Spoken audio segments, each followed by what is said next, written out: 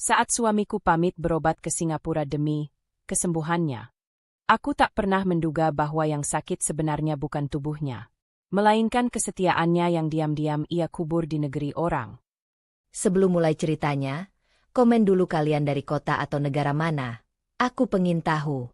Jangan lupa like, subscribe, dan aktifkan lonceng, supaya channel ini makin berkembang. Pagi itu rumah terasa lebih sunyi dari biasanya. Sunyi yang aneh, seperti ada sesuatu yang menahan napas di antara dinding dan udara. Sella berdiri di dapur dengan gelas kopi yang sudah tak lagi panas, menunggu Dani turun dari kamar. Ia sudah hafal langkah-langkah Dani, biasanya tegas dan cepat, tapi pagi ini suaranya pelan, menjeret, seolah ia sedang menimbang sesuatu yang tidak ingin ia ucapkan. Dani muncul sambil merapikan kerah kemejanya. Kayaknya aku harus berangkat lebih cepat, katanya, tanpa menatap Sella lama-lama. Ia bicara seperti orang yang sudah menyiapkan alasan, tapi belum siap ditanya lebih jauh. Ke rumah sakitnya jam berapa? Tanya Sella pelan. Nada suaranya bukan curiga, hanya ingin memastikan detail yang sejak kemarin masih kabur. Dani mengangguk-angguk kecil, gerakan yang tampak lebih sibuk daripada yakin. Mereka bilang aku harus ada di Singapura sore ini, jadi, ya, aku harus langsung ke bandara. Sella memperhatikan wajahnya.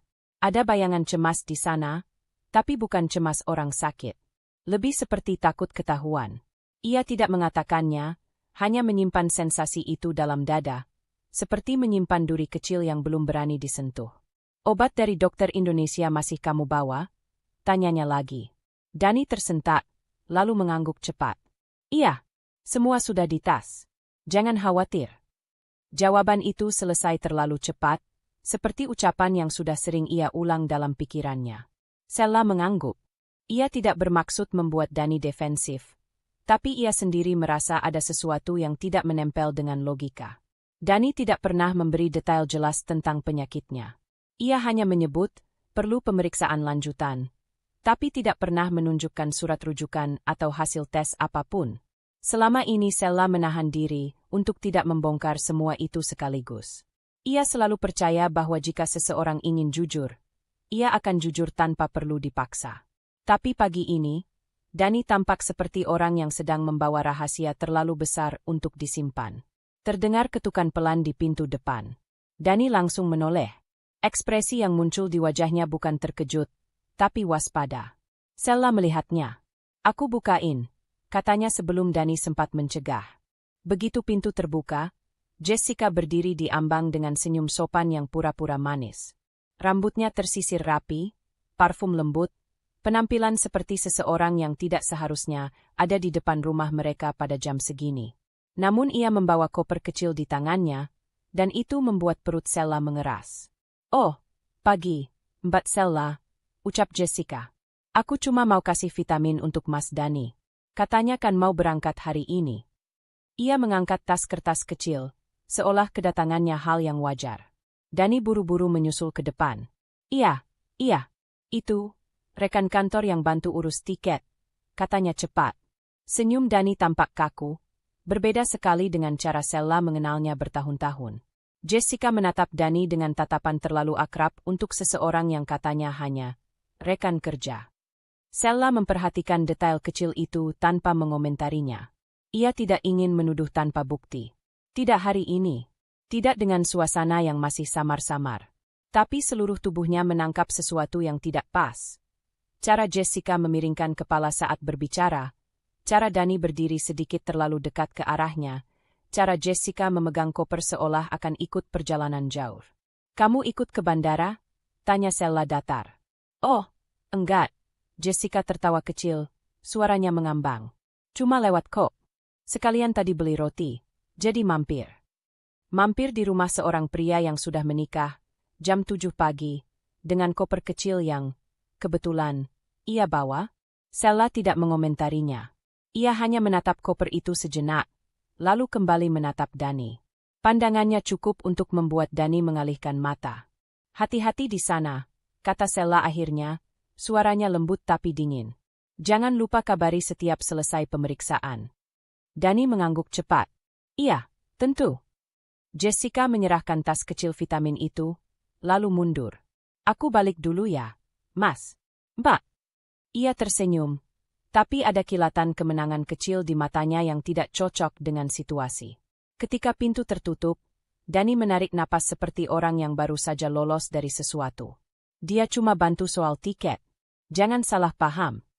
Aku nggak salah paham, jawab Sella pelan. Aku cuma memperhatikan. Dani tampak ingin menjawab, tapi membatalkan niat itu dan memilih merapikan koper.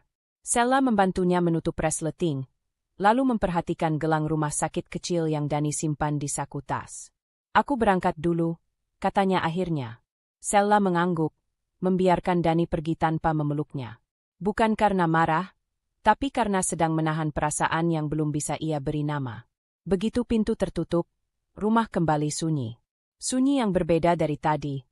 Lebih berat, lebih padat, seperti udara yang menyimpan sesuatu yang tidak ingin ia ucapkan keras-keras. Sella berdiri lama di ruang tamu, memandang pintu yang baru saja menutup di belakang Dani. Ada sesuatu yang tidak beres. Ia tidak tahu apa, tapi tubuhnya tahu. Firasat itu menetap, diam-diam, seperti bayangan yang menempel di belakang punggung. Sejak Dani menutup pintu pagi itu, bayangan firasat yang menempel di dada Sella tidak kunjung mereda. Satu kalimat dari pikirannya terngiang seperti gema terpendam. Ada sesuatu yang tidak beres sejak Jessica muncul dengan koper kecil itu.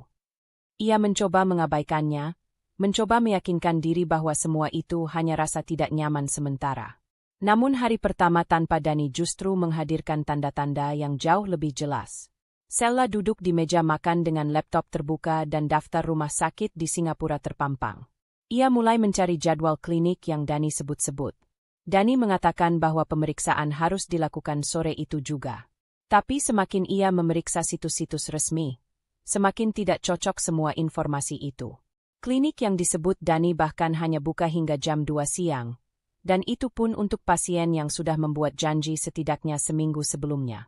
Tangannya berhenti di atas touchpad. Ia membaca ulang, memastikan matanya tidak salah.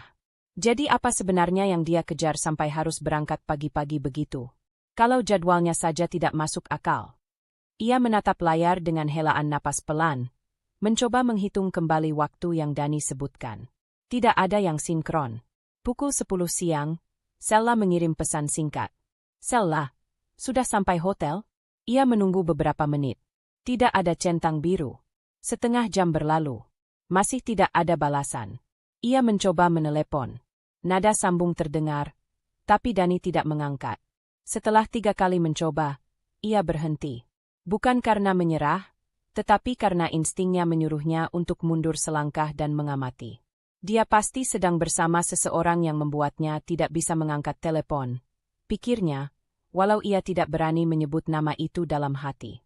Sella memutuskan untuk membersihkan rumah, berharap aktivitas fisik bisa mengalihkan pikirannya. Namun justru dalam diam itulah ia semakin menyadari betapa banyak celah aneh yang sebelumnya ia abaikan. Saat mengecek cucian Dani, ia menemukan surat rujukan dokter yang tanggalnya sudah lewat 2 minggu. Ia mengingat dengan jelas Dani baru mengaku sakit beberapa hari lalu. Kalau ia benar sakit sejak sebelumnya, kenapa ia tidak memberitahu? Mengapa ia menunggu sampai benar-benar harus berangkat? Ia duduk di sisi tempat tidur, menatap kertas itu lama. Rasanya seperti memegang kepingan puzzle yang hilang dari kotak sejak lama, dan kini baru muncul setelah seseorang sengaja menjatuhkannya. Siang menjelang sore, saat Sella hampir menyalakan televisi untuk sekadar mengusir rasa sesak di rumah, teleponnya berbunyi. Bukan dari Dani, melainkan dari Jessica. Sella membiarkan nada berdering 2 kali sebelum mengangkat. Halo? Mbak Sella. Suara Jessica terdengar ceria, tidak seperti seseorang yang harusnya sedang sibuk mengurus keberangkatan rekan kerja. Mas Dani sudah sampai belum ya? Tadi aku coba chat dia tapi belum dibaca. Sella menoleh ke layar ponselnya. Chatnya pun belum terbaca. Belum ada kabar, jawabnya singkat. Oh, padahal tadi Mas Dani bilang jam 1 sudah landing. Ujar Jessica, suaranya mulus tapi terlalu cepat, seolah sudah menyiapkan kalimat itu sebelumnya. Sella diam. Dani berkata bahwa ia baru akan sampai sekitar jam 3. Ini bukan sekadar salah dengar. Ini perbedaan waktu yang terlalu signifikan untuk dianggap kebetulan. Dia bilang jam 1. Sella mengulang dengan nada datar. Iya. Mungkin aku salah dengar. Jessica tertawa kecil yang tidak sedap. Ya maaf ya kalau ngerepotin. Kirain Mbak sudah dapat kabar. Belum, kata Sella datar. Tapi terima kasih sudah tanya. Setelah menutup telepon, Sella menatap ruang tamu yang lengang. Setiap kata Jessica tadi terasa seperti pecahan kaca kecil. Tidak melukai besar, tapi cukup membuat langkahnya berhati-hati. Menjelang sore, Dani akhirnya membalas pesan. Dani, baru sampai hotel. Capek banget. Nanti aku cerita. Tanpa salam, tanpa detail.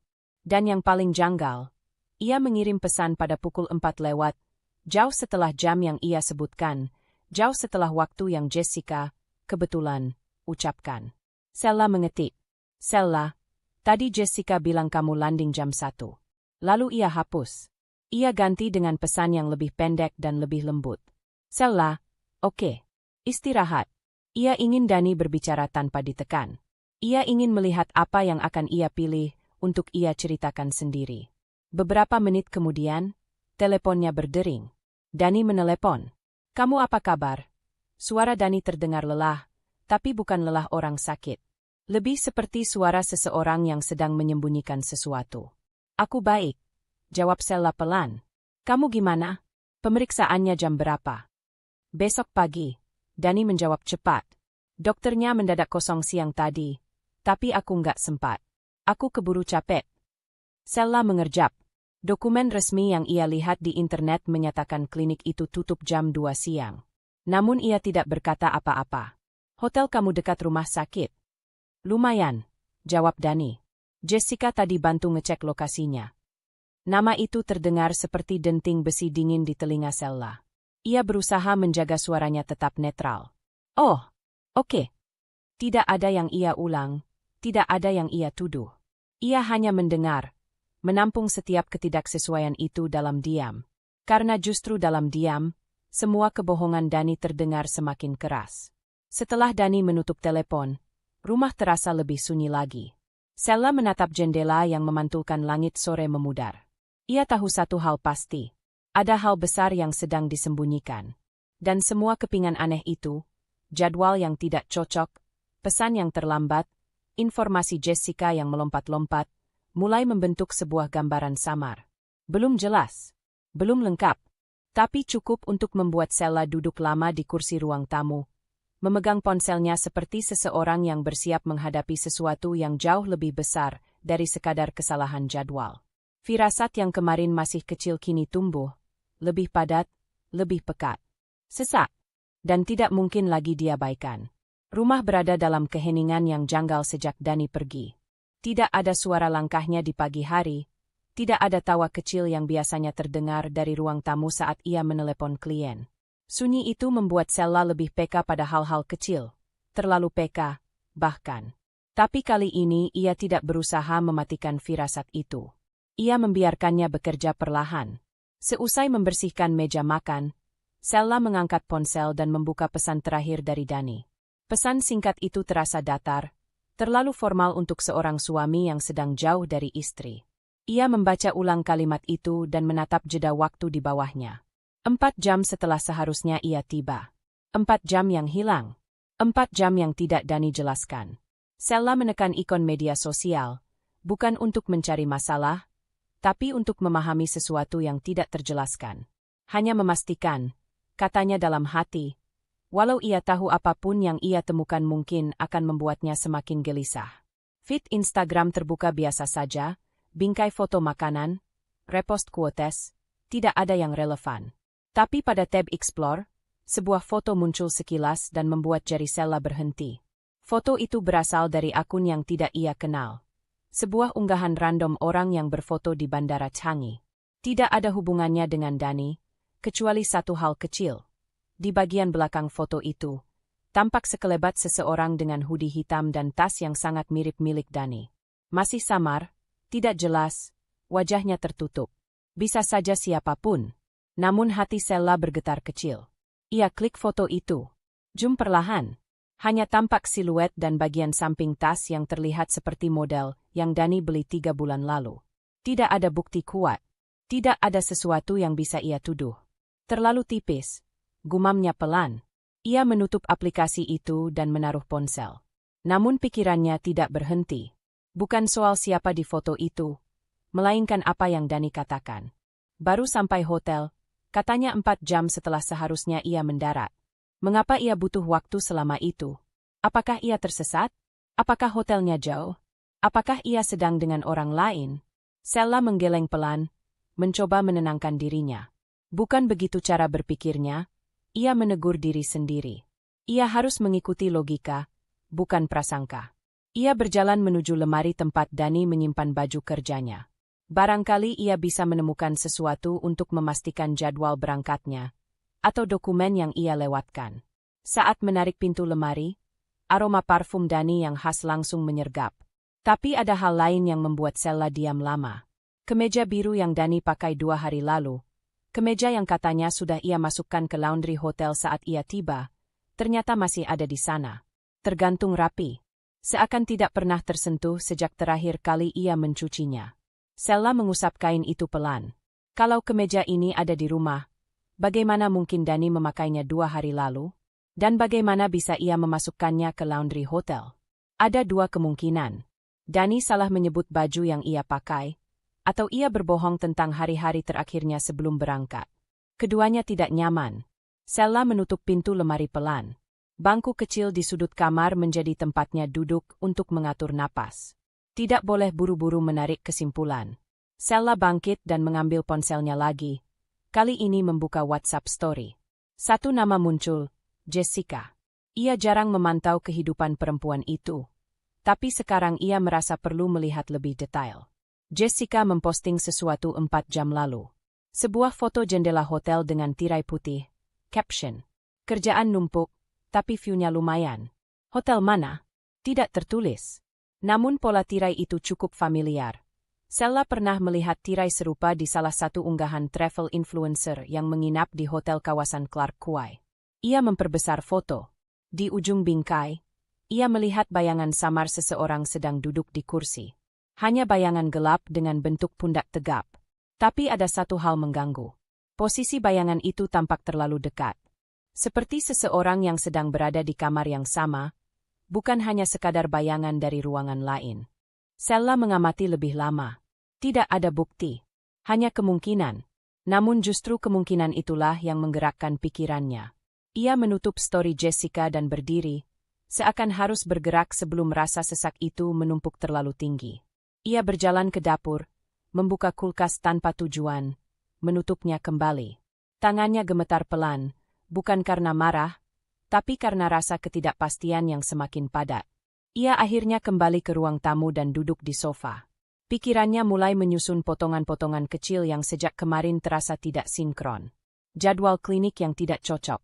Pesan Dani yang terlambat. Foto bandara yang samar. Kemeja yang seharusnya tidak ada. Story Jessica yang mencurigakan. Tidak ada satupun bukti yang cukup kuat. Semuanya hanya celah, ruang kosong. Hal-hal yang mungkin bisa dijelaskan. Atau mungkin tidak. Sela menatap langit-langit rumah. Hatinya berbisik. Kalau semuanya kebetulan, mengapa semuanya muncul berurutan seperti ini? Ia menunduk, menggenggam ponselnya.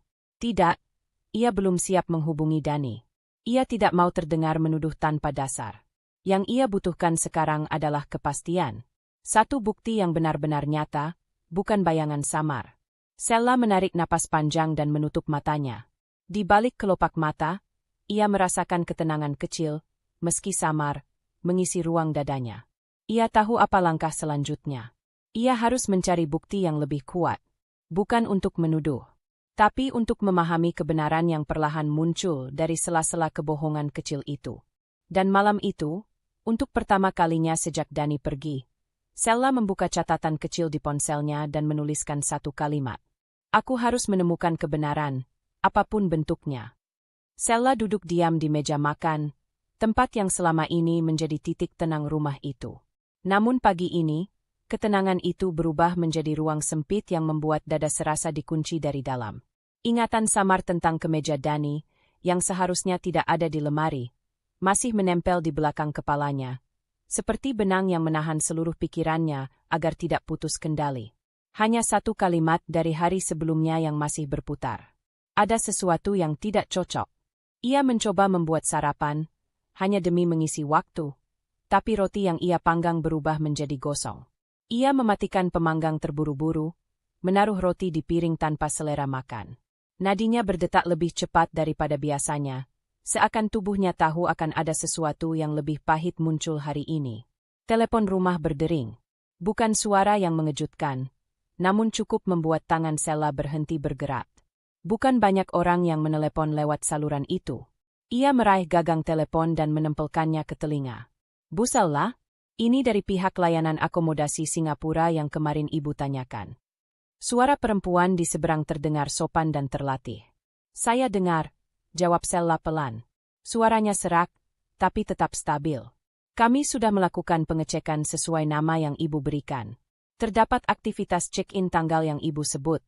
Lanjut perempuan itu. Jantung Sela mencelos. Bukan karena kabar itu mengejutkan, ia sudah menebak. Tapi cara perempuan itu berbicara, ada jeda kecil yang mengisyaratkan sesuatu yang lebih. Apakah suami saya benar datang untuk keperluan medis?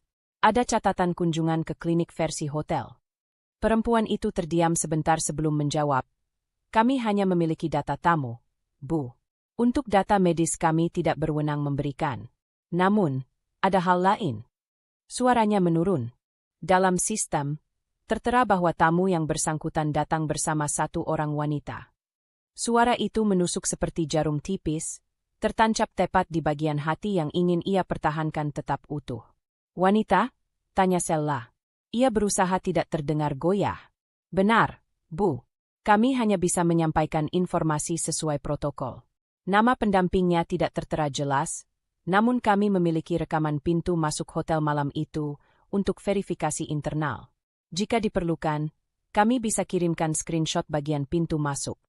Sela memejamkan mata sejenak. Ia tahu ia membutuhkan itu. Ia butuh bukti, bukan lagi kecurigaan. Tolong kirimkan, katanya pelan, ke email saya.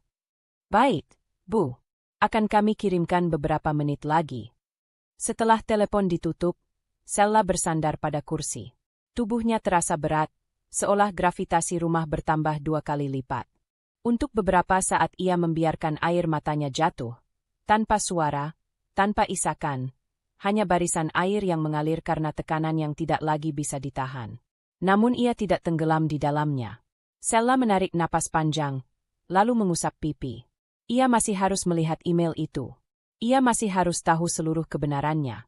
Notifikasi masuk. Email baru. Ia membuka ponselnya dan menekan layar dengan tangan yang sedikit gemetar. Lampiran terbuka. Sebuah frame dari CCTV hotel. Gambar itu agak buram, namun cukup jelas. Pintu putar lobi, lampu hotel yang terang, dan 2 orang masuk dengan jarak yang terlalu dekat untuk disebut sebatas rekan kerja. Dani. Wajahnya tampak jelas meski dari samping. Jaket hitam, tas ransel yang sama, langkah yang Sela kenali sejak bertahun-tahun lalu. Dan di sebelahnya, seorang perempuan berambut panjang, membawa koper kecil berwarna merah marun. Meski wajahnya hanya terlihat sebagian, Sela mengenali postur itu. Jessica. Tidak ada lagi ruang untuk keraguan atau celah logika. Tidak ada lagi kemungkinan bahwa semua ini hanya salah duga. Gambar itu terlalu nyata. Lidah Sela terasa pahit. Tenggorokannya seperti penuh pasir. Tapi ia tidak meledak, tidak berteriak, tidak melempar ponsel. Ia hanya menatap layar itu lama, memastikan dirinya menerima apa yang ia lihat. Di antara remukan itu, sebuah bagian dalam dirinya tiba-tiba menjadi dingin. Dingin yang tidak menyakitkan, justru memberi kejelasan. Ia menekan tombol telepon, menghubungi Dani. Nada sambung berulang lama, hingga akhirnya seseorang mengangkat. Halo, sayang. Suara Dani terdengar terburu-buru, sedikit terputus seperti ia sedang bergerak. Di mana kamu sekarang? Suara Sela terdengar datar. Terlalu tenang. Di klinik. Tadi ada sesi tambahan. Maaf, aku belum sempat kabarin. Sinyalnya juga. Kamu bohong. Sela mengucapkannya perlahan, jelas, tanpa nada tinggi. Dani terdiam. Hening itu lebih bising daripada teriakan. Apa maksudmu? Tanyanya akhirnya. Sela tidak menjawab. Ia hanya mengirim gambar CCTV itu melalui chat. Bunyi notifikasi di telepon Dani terdengar kecil di telinganya. Lalu disusul diam yang lebih panjang lagi. "Sella, aku bisa jelasin," ucap Dani tercekat. "Tidak perlu," jawab Sella. "Kau sudah memperlihatkan semuanya tanpa kata-kata." "Sella, tolong, jangan ambil keputusan apapun dulu." "Aku." Sella menutup telepon tanpa menunggu akhir kalimat itu. Beberapa detik kemudian, napasnya patah, tapi matanya tetap kering. Ia merasa seolah berada di dua dunia sekaligus, satu dunia yang runtuh, dan satu dunia lain yang memaksanya berdiri lebih tegak dari sebelumnya. Ia mengambil dompet, membuka bagian paling belakang. Di sana tersimpan kartu akses rekening keluarga, ATM bersama yang selama ini menjadi sumber pengeluaran Dani selama di luar negeri. Sella menatap kartu itu lama.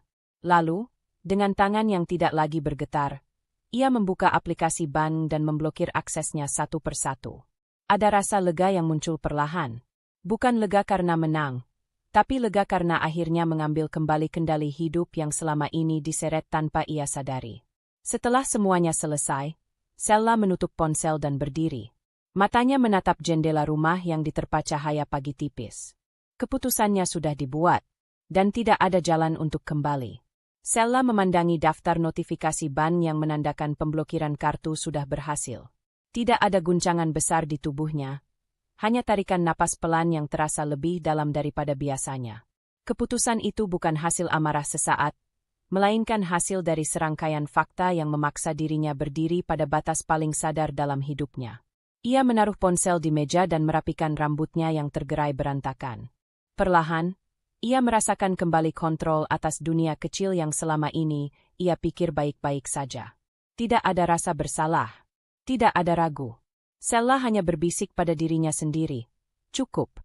Dan di seberang sana, di negara tempat Dani mengaku berobat, keputusan itu mulai menggemakan dampaknya. Dani baru saja keluar dari hotel ketika ia mencoba memesan transportasi online. Ia ingin membawa Jessica sarapan di luar untuk menghindari suasana kamar yang sejak tadi terasa tegang setelah Sella mengirim gambar CCTV itu. Namun ketika ia mencoba membayar, aplikasi menolak transaksi. Ia menatap layar ponselnya, mencoba lagi. Gagal. Dani mengerutkan kening. "Apa sih ini?" gumamnya. Jessica, yang berdiri setengah langkah di belakangnya dengan kacamata hitam menutupi wajah, mendekat.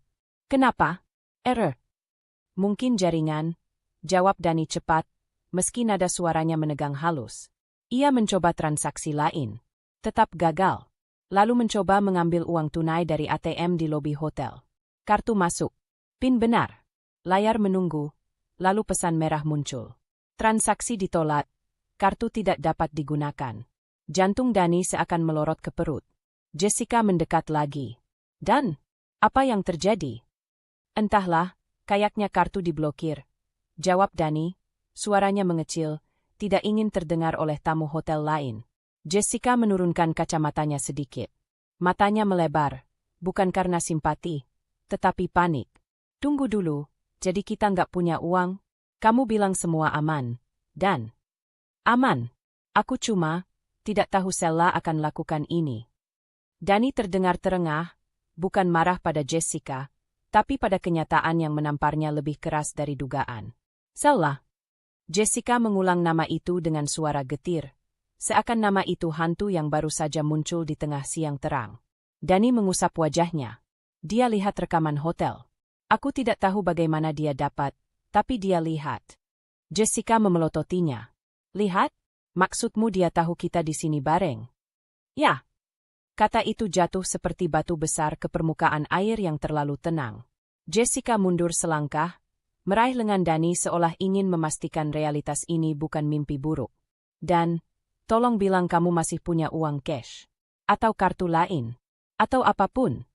Dani merogoh saku ranselnya dengan gerakan tidak teratur. Ia menemukan beberapa lembar uang, hanya pecahan kecil. Sisa-sisa. Tidak cukup untuk hidup lama di kota yang membutuhkan biaya besar bahkan hanya untuk sekadar makan. Jessica memandang uang itu seperti melihat potongan kain sobek di tengah badai. "Ini bahkan nggak cukup buat bayar satu malam hotel. Aku bisa cari cara." "Tenang dulu." Dani mencoba menenangkan, meski napasnya sendiri tidak stabil. Jessica menggeleng cepat. Tenang, kita di luar negeri tanpa uang. Kamu tahu biaya hotel ini berapa? Kamu bilang semua ditanggung pakai ATM itu. Aku juga nggak tahu Sella bakal secepat ini. Jessica memotong. Suaranya patah, tapi tidak empatik. Karena kamu ceroboh. Kamu pikir dia nggak bakal curiga? Kita masuk hotel bareng. Dani menatap Jessica tajam. Kamu juga ikut, Jess. Kita sama-sama ada di CCTV itu. Jessica mengalihkan pandang. Wajahnya memanas karena malu sekaligus takut. Aku ikut karena kamu bilang kamu udah ngatur semuanya.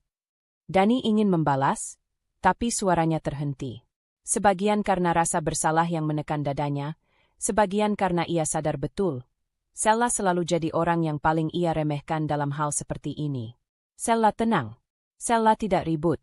Sella jarang mempertanyakan sesuatu tanpa bukti. Dan sekarang, bukti itu menghantam balik seperti pintu besi yang menutup keras. Di rumah, Sella menatap ponselnya yang kembali bergetar.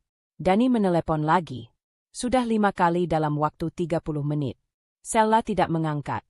Ia hanya membaca nama itu yang terus muncul, lalu menghilang.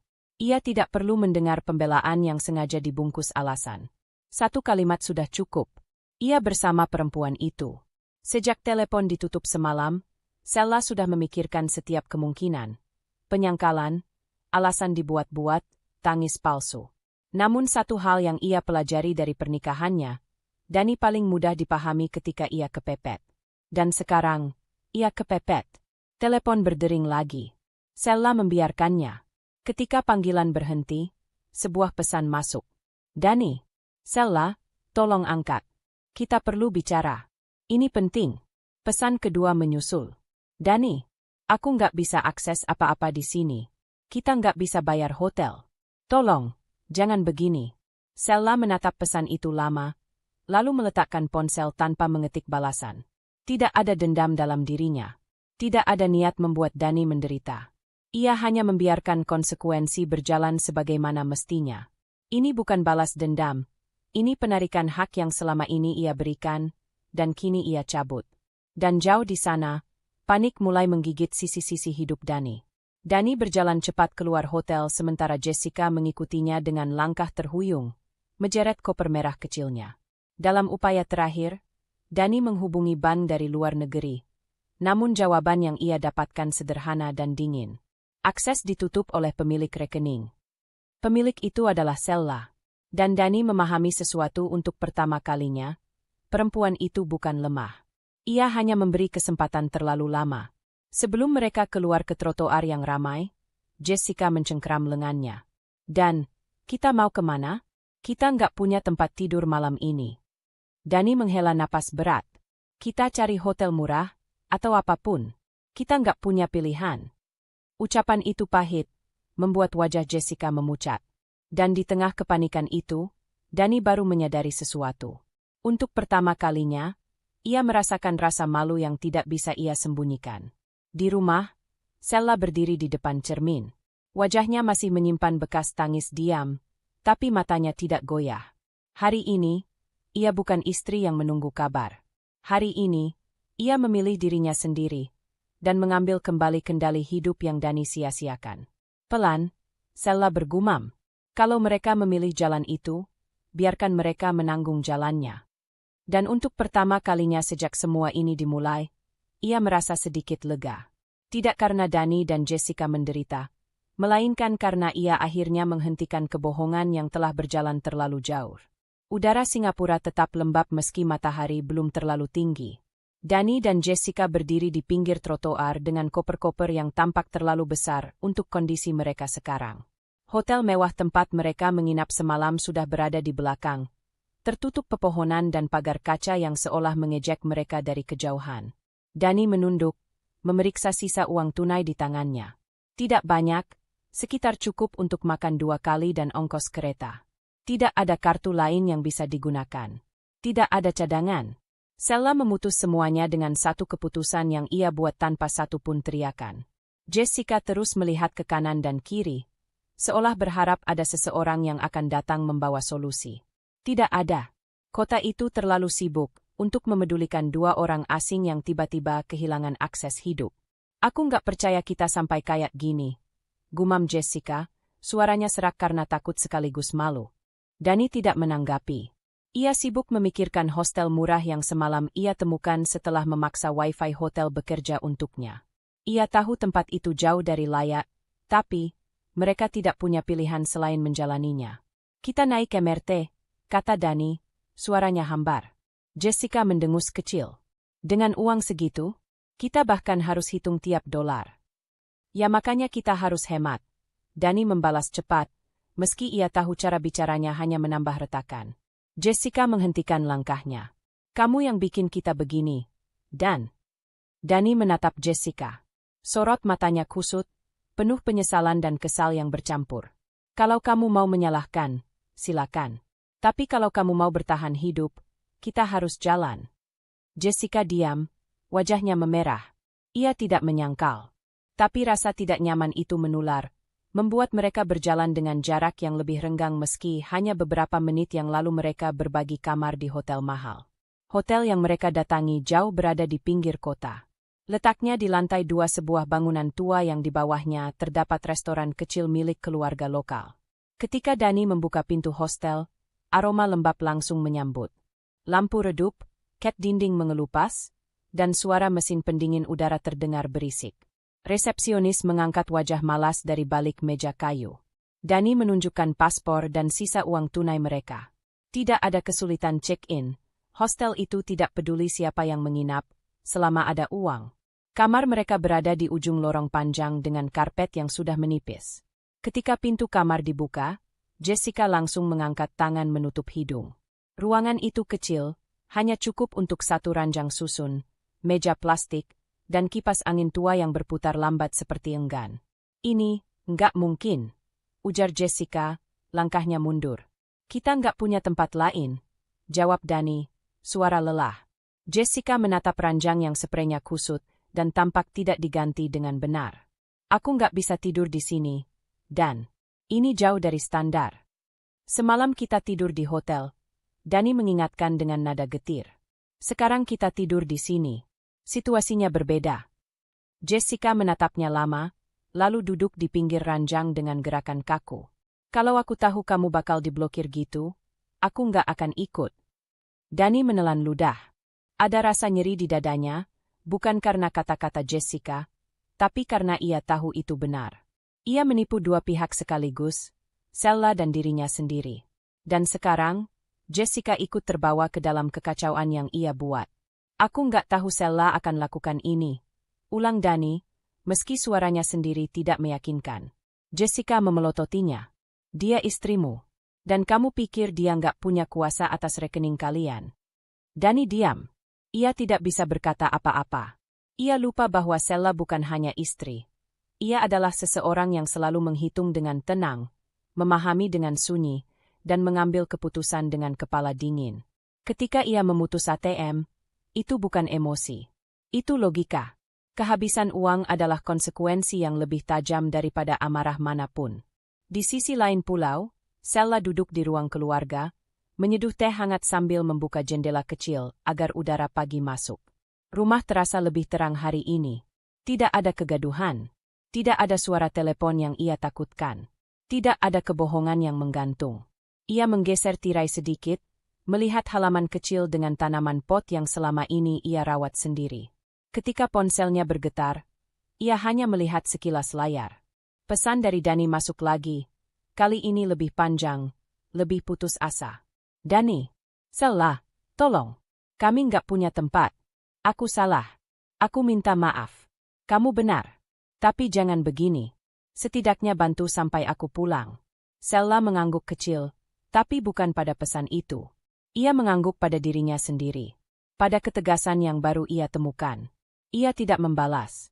Bukan karena ia ingin menghukum. Ia hanya tidak ingin terlibat lagi dalam pilihan yang Dani buat sendiri. Ia meminum tehnya pelan. Rasanya menenangkan, berbeda jauh dengan semrawut yang sedang terjadi di negara lain, tempat Dani dan Jessica sedang berusaha bertahan. Kontras yang sempurna, dan pahit. Tetapi bukan Sella yang menciptakan jurang itu. Malam datang lebih cepat di hotel muram itu. Jessica duduk meringkuk di ujung ranjang, memeluk lututnya. Ia tidak menangis, tapi wajahnya sudah menunjukkan kelelahan mental. Dani duduk di seberang, punggungnya menempel pada dinding dingin. Kita harus keluar dari sini besok.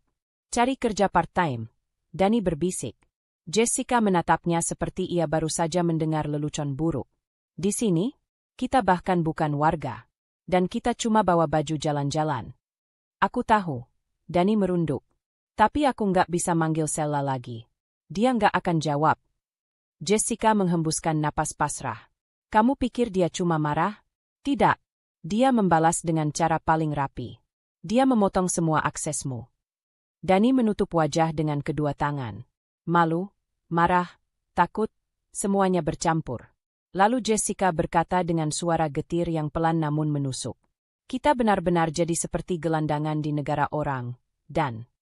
Dani menurunkan tangannya perlahan. Ia tidak bisa menyangkal. Tidak hari ini.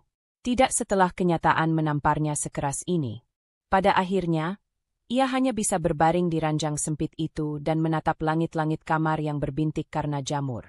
Dan untuk pertama kalinya sejak ia berangkat, ia mengerti apa arti kehilangan kendali. Bukan karena Sella menghukumnya, tetapi karena ia akhirnya menerima konsekuensi dari pilihan yang ia buat, tanpa memikirkan siapa yang paling terluka di belakangnya. Pagi itu, rumah terasa berbeda, bukan lebih sunyi, bukan lebih sepi, melainkan lebih lapang. Sella berdiri di tengah ruang tamu sambil mengikat rambutnya ke atas. Ada ketenangan baru yang mengalir perlahan di dalam dada, sebuah sensasi yang sebelumnya mustahil ia rasakan selama bertahun-tahun hidup berdampingan dengan kegelisahan yang ia simpan sendiri. Ia memulai harinya tanpa terburu-buru, tanpa menunggu pesan, tanpa memeriksa notifikasi. Tidak ada suara telepon yang menandakan kedaruratan emosional dari seorang suami yang selama ini ia bantu, ia dukung, dan ia percayai. Hari itu, ia memulai dengan dirinya. Sella menuju meja kerja kecil di sudut ruangan. Tumpukan map dan dokumen yang selama ini ia biarkan menumpuk, bukan karena malas, melainkan karena mentalnya selalu disibukkan oleh drama yang tidak pernah ia ciptakan sendiri. Ia buka satu persatu. Matanya bergerak cepat, membaca tanggal, memeriksa tanda tangan, memastikan semuanya tersusun rapi. Ia menemukan beberapa dokumen penting, polis asuransi yang sudah jatuh tempo, sertifikat rumah, laporan keuangan usaha kecil yang selama ini ia jalankan sambil mengurus Dani, laporan rekening yang mencatat setiap pemasukan dan pengeluaran. Ia mengurutkan semuanya ke dalam binder baru yang ia beli beberapa hari lalu. Tangannya stabil. Tidak ada getar, tidak ada panik. Hanya fokus. Sesekali ia berhenti, menarik napas dalam, lalu kembali bekerja. Tidak ada emosi yang menjaga atau mengganggu. Hanya kejelasan. Di luar, suara burung yang bertengger di pagar terdengar samar. Udara bergerak lembut melewati jendela yang terbuka sedikit. Sella seperti bergerak dalam ritme yang sinkron dengan alam. Tidak dipaksa, tidak didorong, hanya berjalan. Setelah merapikan dokumen, ia menyalakan laptopnya. Aktivitasnya di dunia kerja sempat terhenti selama beberapa hari akibat badai emosional dan investigasi kecil yang ia lakukan. Kini, ia menyalakan kembali seluruh sistem hidupnya yang lain, yang lebih besar, lebih stabil, dan tidak bergantung pada siapapun. Ia mengecek email, klien yang menunggu revisi, laporan yang harus difinalisasi, tagihan digital yang harus diperiksa. Sella membuka semuanya dalam urutan yang ia tentukan sendiri. Ia mulai dari tugas paling mudah, membersihkan inbox, lalu naik ke yang lebih berat, menganalisis laporan bulanan. Yang semula terdengar rumit kini justru terasa seperti pijakan pertama menuju kebebasan. Setiap keputusan kecil yang ia buat, mengarsipkan email, menyelesaikan spreadsheet, membuat daftar tugas harian, menjadi bukti kecil bahwa ia memegang kendali penuh atas hidupnya. Tidak ada suara Dani yang meminta bantuan. Tidak ada permintaan mendadak. Tidak ada, tolong setelkan ini. Kamu bisa urus itu. Atau, aku lupa bayar. Hidupnya kembali menjadi hidupnya sendiri. Setelah 2 jam bekerja, ia berhenti sebentar. Ia menatap layar laptop yang penuh angka dan grafik. Alih-alih pusing atau jenuh, ia merasa mantap. Jemarinya mengetik cepat, memindahkan data, mengatur folder, mempersiapkan presentasi digital kecil untuk salah satu proyeknya. Di momen itu, Sella menyadari sesuatu. Selama ini, ia bukan tidak mampu. Ia hanya terlalu terbiasa menopang seseorang yang seharusnya bisa berdiri sendiri. Sekarang, beban itu hilang. Dan saat beban pergi, kemampuannya muncul dengan bentuk paling murni. Ia menutup laptop sejenak dan mengalihkan pandangan ke meja rias kecil di dekat jendela. Di sana, masih ada foto dirinya dan Dani beberapa tahun lalu. Senyum yang tampak di foto itu terasa asing, seolah senyum perempuan lain yang tidak ia kenal lagi. Sella mengambil foto itu, melihatnya selama beberapa detik, lalu menyisipkannya ke dalam laci. Ia tidak membuangnya. Ia tidak ingin membuang bukti masa lalu. Ia hanya memutuskan untuk tidak lagi menempatkannya di ruang utama hidupnya. Ini bukan tindakan dendam. Ini reorganisasi hidup. Seperti memindahkan file lama ke folder arsip. Siang hari, Sella menjemur pakaian sambil memikirkan langkah finansial berikutnya. Dengan kartu Dani yang sudah diblokir dan keuangan rumah tangga yang kini sepenuhnya dalam kendalinya, ia membuat rencana baru. Ia membuka spreadsheet keuangan pribadinya. Ia mengatur anggaran, memisahkan kebutuhan, menyisihkan tabungan, menimbang investasi baru. Ia menyusun semuanya secara detail namun efisien. Tidak ada satupun keputusan yang terbawa emosi. Semua rasional, semua terukur. Ketika ia selesai, ia mengecek ulang semuanya dari awal. 2 kali, 3 kali. Ia memastikan tidak ada celah seperti yang pernah ia biarkan dulu. Sella menutup file itu dengan rasa puas. Untuk pertama kalinya setelah sekian lama, angka-angka tidak membuatnya cemas. Justru memberi kepastian. Sore hari, ia menyapu rumah dengan ritme tenang. Tidak ada langkah terburu, tidak ada pikiran melayang. Setiap ayunan sapu seolah menghapus jejak-jejak kekacauan masa lalu. Setelah itu, ia menyiram tanaman di teras. Daun-daun basah memantulkan cahaya matahari yang mulai turun.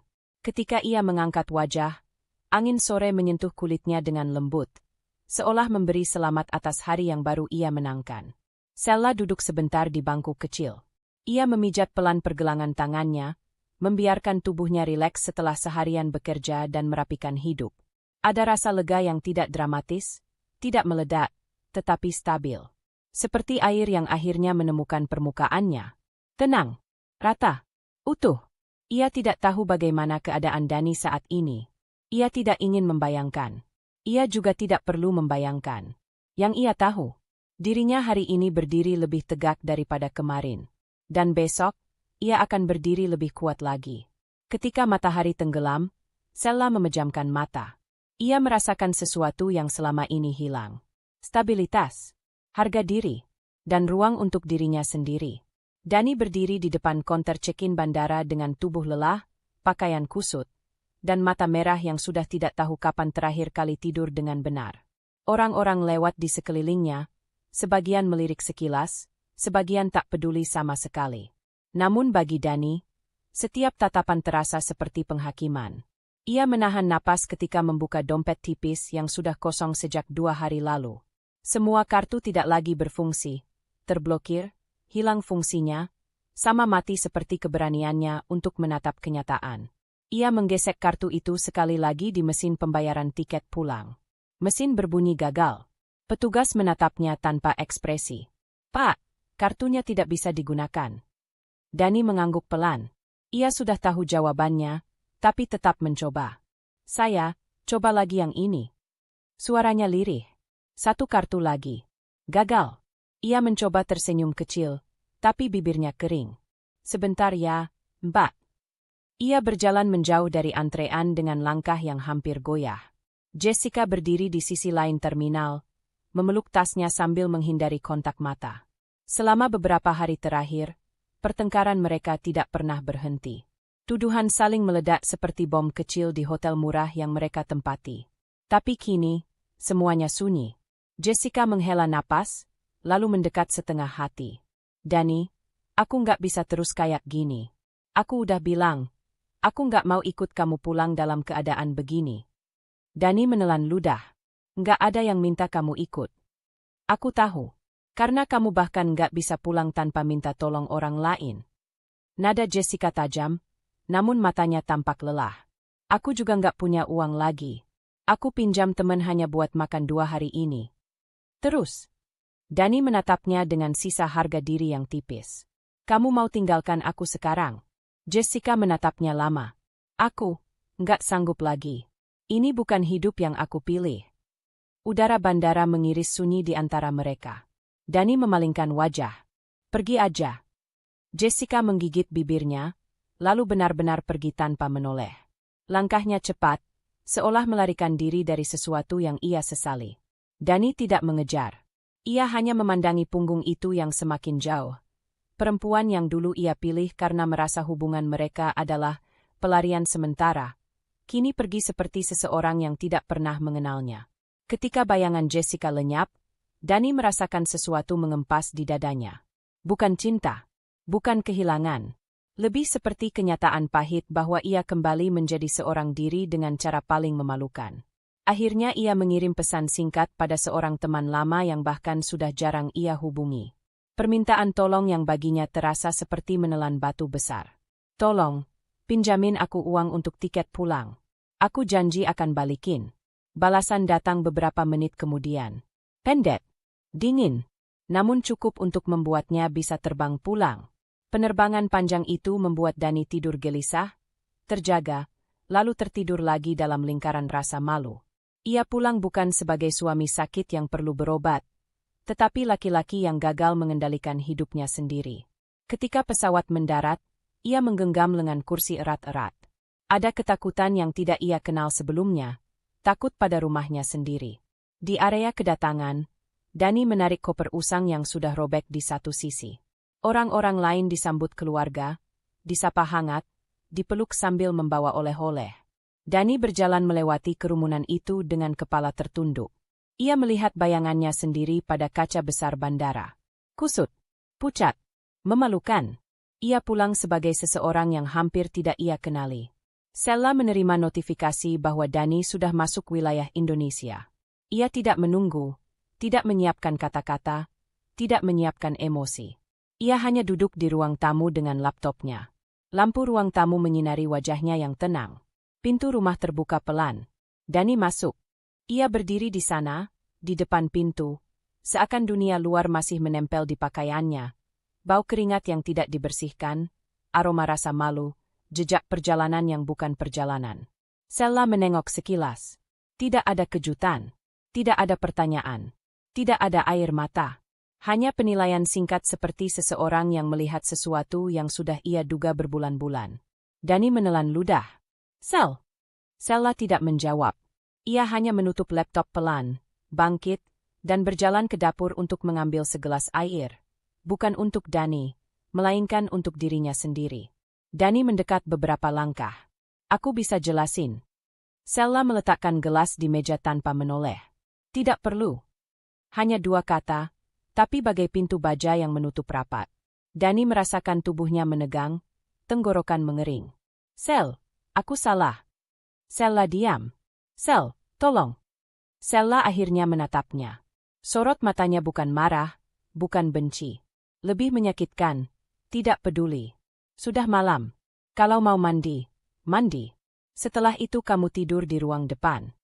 Dani membuka mulut, ingin mengatakan sesuatu, apa saja, tapi tidak ada yang keluar. Semua alasan yang ia siapkan terasa hambar dan tidak berarti di hadapan ketenangan Sella. Tanpa kata tambahan, Sella kembali ke ruang tamu, melanjutkan pekerjaannya seolah kepulangan Dani hanyalah suara angin lewat. Dani berdiri di sana beberapa detik sebelum akhirnya berjalan menuju kamar mandi.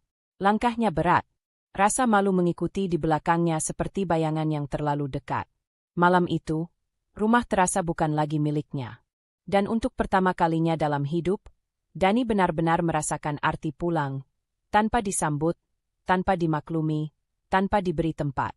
Hanya kembali sebagai seseorang yang telah kehilangan dirinya sendiri. Pagi datang tanpa suara. Cahaya matahari masuk melalui celah gorden ruang tamu, menyentuh lantai, lalu merambat perlahan ke arah sofa tempat Dani tertidur semalaman. Ia terbangun dengan kepala berat dan badan pegal, seolah semalaman ia bergulat dengan rasa malu yang tidak mau pergi. Rumah itu terasa asing. Ia mendengarkan, suara piring, suara air, langkah lembut. Sella sudah bangun. Dani duduk perlahan, merapikan rambutnya, menarik napas panjang. Ada rasa gentar yang membuat dada sesak. Ia sudah mencoba menyusun kalimat sejak semalam, mencoba merangkai alasan, menciptakan cerita yang terdengar masuk akal. Tapi setiap kali ia membuka mulut untuk mempraktikkannya, kata-kata itu terasa kosong. Sella muncul dari dapur dengan cangkir teh di tangan. Ia hanya mengenakan pakaian rumahan sederhana, rambut diikat rapi, wajah pucat tanpa riasan. Namun tatapannya tetap stabil, seperti seseorang yang tahu persis apa yang terjadi dan tidak lagi butuh konfirmasi. Mereka saling melihat. Dani hendak berdiri, tapi Sella lebih dulu bergerak menuju meja makan, meletakkan cangkirnya, lalu duduk. Ia tidak memanggil Dani, tidak memaksa percakapan dimulai. Ia hanya duduk, seperti seseorang yang memutuskan memberi ruang pada kebenaran untuk muncul sendiri. Ketegangan itu membuat Dani mengusap wajahnya. "Sel," suaranya serak. "Boleh kita bicara?" Sella tidak mengangguk, tidak menolak. Ia hanya menatap. Diam. Diam yang membuat Dani merasa telanjang. Ia mendekat dengan langkah ragu, duduk berhadapan dengannya. Suara kursi bergeser menyayat keheningan. Dani menunduk sejenak sebelum mengangkat wajah, mencoba tersenyum kecil walau bibirnya kaku. "Aku tahu kamu kecewa," mulai Dani. "Dan aku minta maaf kalau kemarin aku." "Kemarin?" Sella memotongnya. "Tenang. Hanya kemarin." Dani kehilangan ritme. "Maksudku, beberapa hari ini. Maksudku, semua yang terjadi." Sella menautkan jari-jarinya. "Kamu pulang dengan baju yang bahkan tidak kamu bawa waktu berangkat. Kamu kehabisan uang. Kamu kehilangan Jessica. Dan kamu masih ingin memulai percakapan ini dengan kata, 'kalau'." Nada suaranya tidak tinggi, tidak keras, tetapi tepat. Dani merasa dadanya mengerut. Aku bisa jelasin," katanya dengan cepat. Ia mencoba mempertahankan kendali, tapi Sella tetap diam, dan diam itu mengacak-acak semua kalimat yang ia siapkan. "Kemarin aku ke Singapura buat berobat." "Itu benar, Sel. Tapi," Dani menggigit bibirnya, "ada hal-hal yang berubah. Jessica cuma teman kerja. Dia ikut karena..." "Karena apa?" Sella mencondongkan tubuh sedikit. "Tenang. Karena kamu butuh ditemani? Atau karena kamu butuh alasan untuk tidak terlihat sendirian?" Dani terdiam. Ia pernah melihat Sella marah. Ia pernah melihat Sella sedih. Tapi ini pertama kalinya ia melihat Sella begitu jernih. Tidak kacau. Tidak impulsif. Tidak mencari jawaban. Ia tahu. Itu yang membuat Dani semakin sulit berbicara. "Aku nggak selingkuh." Dani mencoba sekali lagi. "Kamu ngerti, kan, Sel? Foto-foto itu situasi yang kebetulan. CCTV hotel bukan kebetulan." Sella mengatakannya datar. "Nama tamu yang terdaftar juga bukan kebetulan. Dan kamu tahu apa yang paling tidak kebetulan?" Dani menelan ludah. "Apa?" "Kamu pulang dalam keadaan begini." Dani menunduk. Jemarinya menggenggam celana, seolah mencari pegangan. "Aku salah, Sel. Oke, aku salah. Tapi aku nggak bermaksud nyakitin kamu." Sella menghela napas pelan. Orang yang tidak bermaksud menyakiti tidak akan berbohong 5 kali dalam satu percakapan singkat. Dani membuka mulut, tetapi tidak ada yang keluar. Dan ketika ia menatap Sella, ia sadar, bukan marah yang membuatnya tak berkutik. Tapi ketenangan itu. Ketegasan yang tidak lagi membutuhkan bukti tambahan. "Kamu ingin aku bilang apa, Sel?" Dani akhirnya bertanya. Ada getaran di suaranya yang tidak ia sembunyikan lagi. "Kamu mau aku jujur? Kamu mau aku ngaku?" "Oke, aku." Ia berhenti. Tenggorokan seperti tersumbat. Sella menunggu. Tidak membantu. Tidak memaksa. Hanya menunggu sampai kata-kata itu muncul atau tidak muncul. Dani menghela napas panjang. "Aku nggak bisa bilang semuanya di satu waktu." "Itu masalahmu," Sella menjawab lembut. "Bukan tugasku lagi untuk menyelesaikannya." Kata-kata itu memukul lebih keras daripada makian apapun. Sella berdiri seusai menghabiskan tegukan terakhir tehnya. "Aku akan siap-siap kerja. Kamu boleh tetap di sini sampai kamu tahu apa yang ingin kamu lakukan dengan hidupmu sendiri." Dani memandangnya, hampir panik. "Sel, jangan gitu. Kita masih bisa bicara. Tidak sekarang. Sella merapikan cangkir ke wastafel. Suaranya tetap stabil. Percakapan yang penting tidak bisa dilakukan oleh orang yang masih berbohong. Dani terdiam. Keheningan kembali memenuhi ruangan, jauh lebih padat daripada sebelumnya. Sella mengambil tas kerjanya, memakai sepatu, dan sebelum keluar, ia menatap Dani sekali lagi. Bukan dengan benci, bukan dengan dendam, tapi dengan jarak. Kamu pulang sebagai seseorang yang butuh jawaban, katanya pelan. Sedangkan aku sudah berhenti mencarinya. Pintu tertutup. Dani dibiarkan dalam rumah yang tidak lagi terasa sebagai rumah. Dengan suara langkah Sella menjauh sebagai satu-satunya kebenaran yang tersisa. Sella pulang lebih awal hari itu. Langit masih terang, meski senja mulai turun perlahan. Ia membuka pintu rumah dengan gerakan tenang, menaruh tas kerjanya di meja, dan mengganti sepatu tanpa suara. Dani, yang sejak pagi hanya mondar-mandir tanpa arah, langsung menegang saat mendengar suara pintu. Ia muncul dari ruang tamu seperti seseorang yang ketahuan mengintip isi lemari. "Sel, kamu pulang cepat." Sella tidak menjawab. Ia melepas cardigan, menggantungnya di kursi, lalu membuka map coklat yang sejak pagi ia bawa. Gerakannya rapi, terukur. Tidak terburu-buru, tidak penuh emosi. Justru ketenangan itu membuat Dani semakin gelisah. "Kita perlu bicara." Sella duduk. Nada suaranya hampir datar. Dani menelan ludah. Iya, aku juga pengin. Aku udah mikirin banyak hal." "Aku?" Sella mengangkat tangan pelan, menghentikannya. "Aku tidak minta kamu mulai duluan." Dani terdiam. Ia duduk perlahan, seolah kursi itu bisa menolaknya setiap saat. Sella membuka map itu, mengeluarkan beberapa lembar dokumen dan print-out foto yang disusun rapi. Dani membeku. Ia mengenali bentuk kertas itu, bukan dokumen biasa. Setiap lembar tampak seperti garis besar yang mengarah hanya ke satu tujuan, kebenaran yang ia hindari. Sella meletakkannya satu persatu di meja. Tidak terburu-buru, tidak dramatis. Hanya, pasti. "Ini," katanya sambil mendorong lembar pertama ke arah Dani. "Rekap jadwal rumah sakit yang kamu klaim sebagai jadwal berobat. Tidak ada nama kamu di dalamnya. Tidak ada pendaftaran. Tidak ada pemeriksaan." Dani mencoba tersenyum ragu. "Sel, kamu tahu sistem rumah sakit luar negeri kadang beda. Bisa jadi datanya." "Dani." Hanya satu kata. Tapi nada Sella membuat kebohongan itu mati sebelum keluar sepenuhnya. Ia menggeser lembar kedua. "Ini CCTV hotel. Kamu masuk bersama Jessica 2 kali." Dani memalingkan wajah, memijit pelipis. Itu kebetulan, Sel. Kita memang ke hotel yang sama, tapi..." "Dan menginap di kamar yang sama." Sella tidak menaikkan suara. Justru ketenangan itu seperti kaca bening yang memantulkan seluruh kepanikan Dani. "Aku bisa jelasin." Dani berusaha lagi.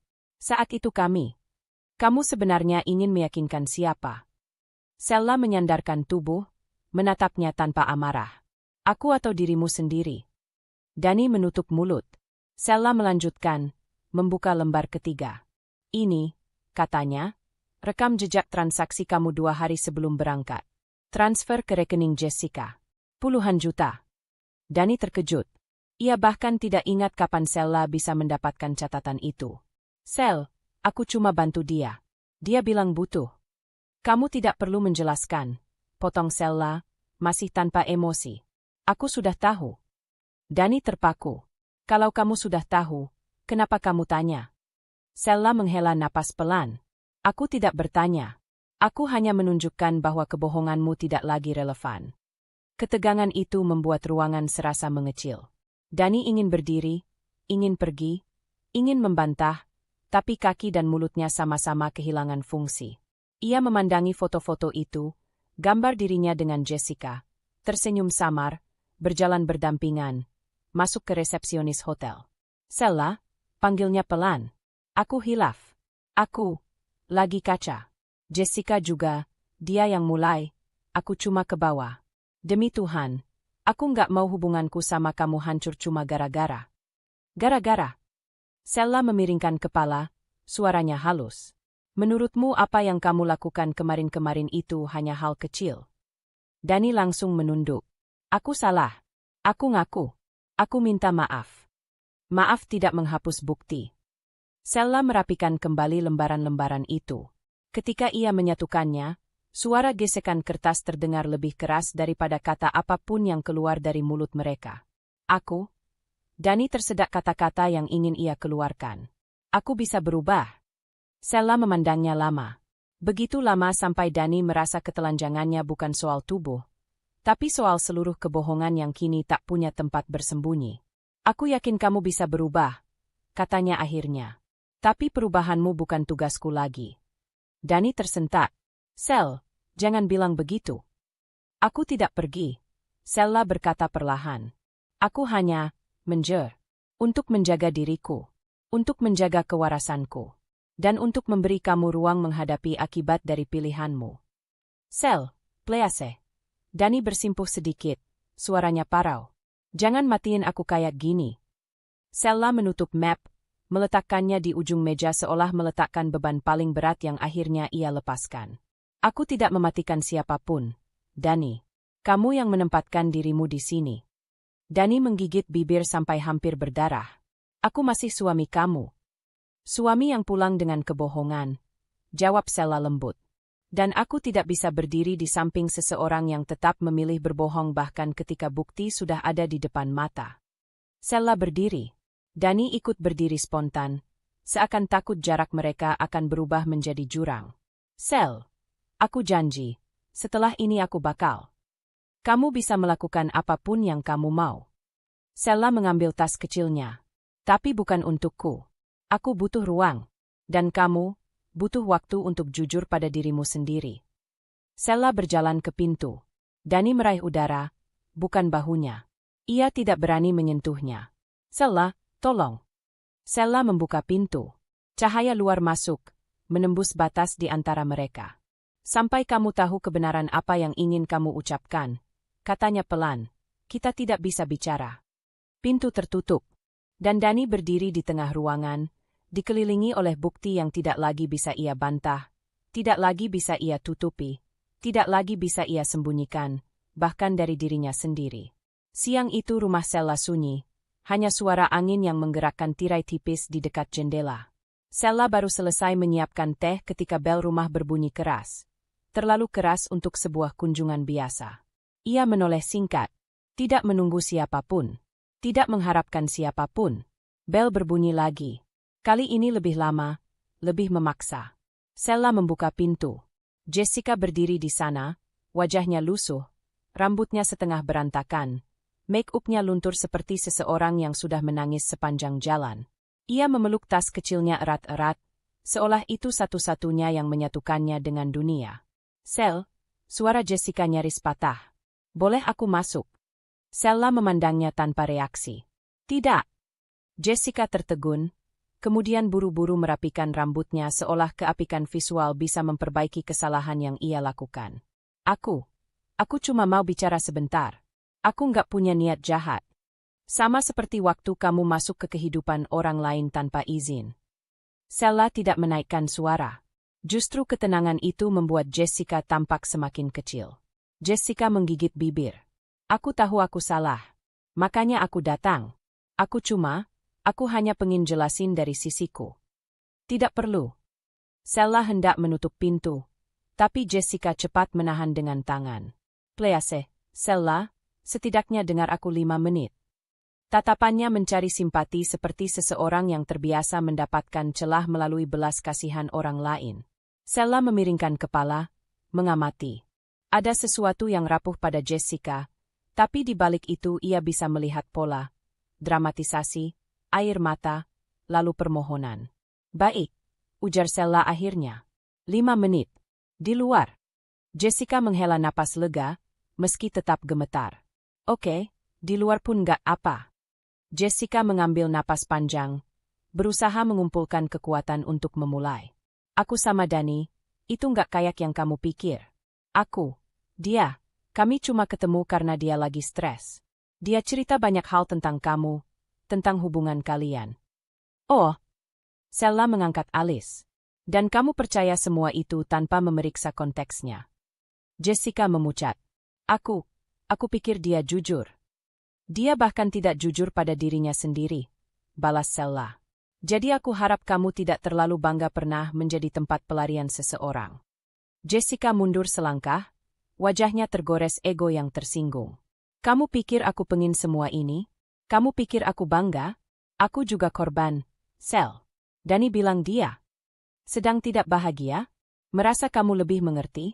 Merasa kamu memberikan hal yang tidak ia dapatkan di rumah. Sella menyebutkan semuanya tanpa jeda, membuat Jessica terdiam. Jessica menelan ludah. Dia bilang begitu.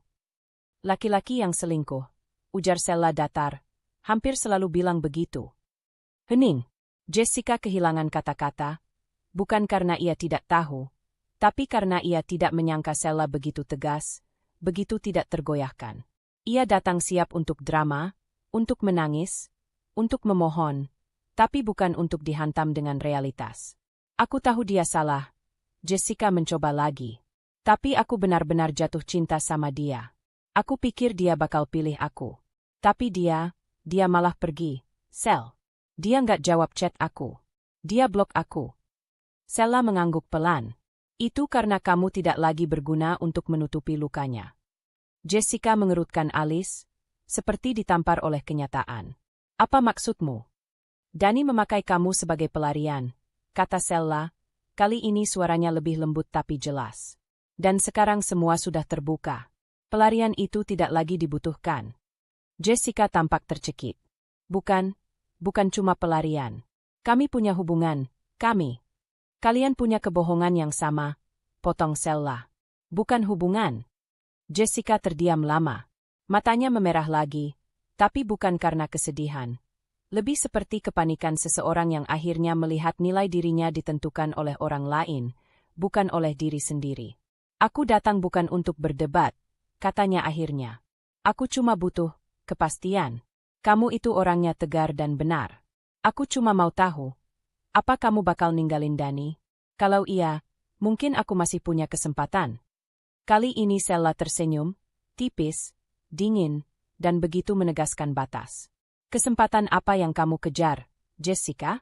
Kesempatan menjadi pilihan kedua? Pilihan darurat?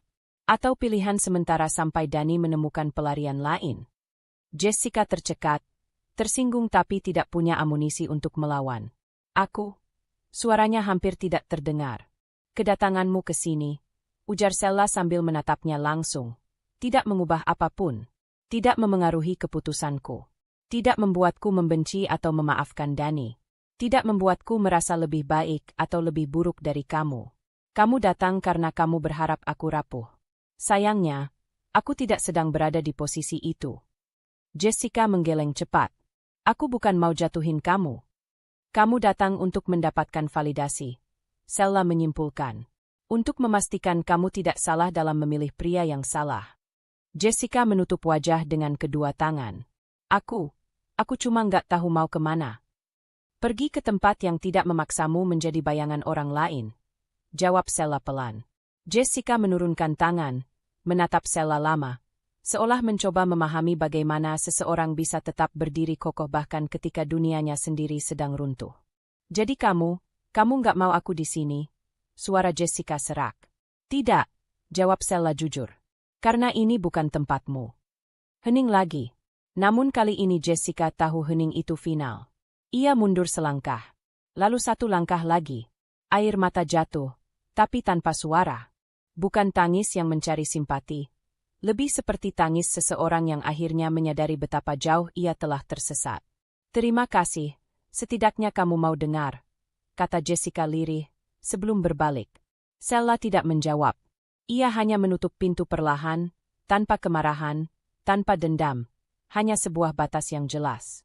Di luar, langkah Jessica menjauh. Di dalam, Sella berdiri sendiri dalam ketegasan yang ia pilih sendiri. Dan untuk pertama kalinya, rumah itu terasa tidak sesunyi sebelumnya.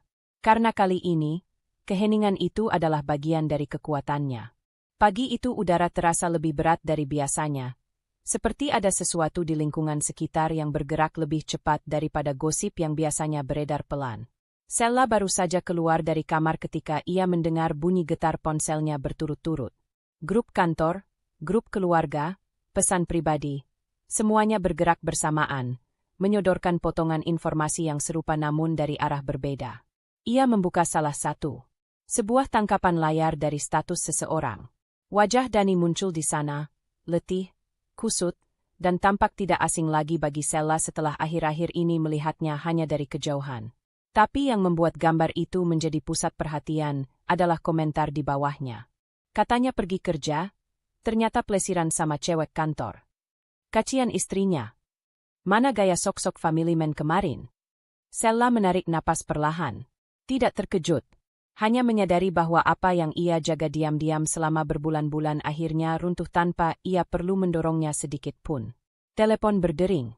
Nama ibunya muncul di layar, tapi Sella tidak mengangkat. Ia ingin menenangkan udara di dadanya sebelum menghadapi gelombang pertanyaan dari orang-orang terdekat. Di tempat lain, Dani berdiri di depan pintu kantornya dengan wajah pucat. Ia baru tiba 5 menit lalu dan sudah melihat 4 rekan kerja berdiri sedikit menjauh sambil berbisik-bisik. Ketika ia melangkah, pembicaraan mendadak berhenti.